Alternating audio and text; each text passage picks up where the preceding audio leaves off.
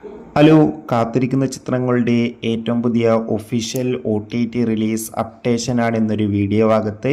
വീഡിയോയിലേക്ക് മുൻപ് video like ചെയ്യുക, ചാനൽ സബ്സ്ക്രൈബ് ചെയ്യാൻ വേണ്ടി ശ്രമിക്കുക.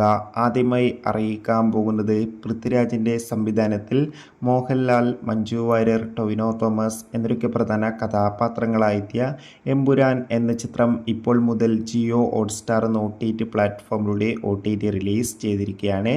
ചിത്രം കണ്ടവരുടെ അഭിപ്രായം കമൻറ്റ് ചെയ്യുക. വിക്രം, സുരാജ് എന്നൊക്കെ പ്രധാന കഥാപാത്രങ്ങളായെത്തിയ വീരധീരസൂരൻ എന്ന ചിത്രം ഇപ്പോൾ മുതൽ ആമസോൺ പ്രൈം വീഡിയോസ് എന്ന OTT പ്ലാറ്റ്ഫോമിലൂടെ OTT റിലീസ് ചെയ്തിരിക്കുകയാണ്. തമിഴ്, തെലുങ്ക്, ഹിന്ദി, മലയാളം, കന്നഡ തുടങ്ങിയ ഭാഷയിലാണ് ചിത്രം OTT റിലീസ് ചെയ്തിട്ടുള്ളത്. അർജുൻ അശോകൻ, മഹിമ നമ്പ്യാർ എന്നൊക്കെ പ്രധാന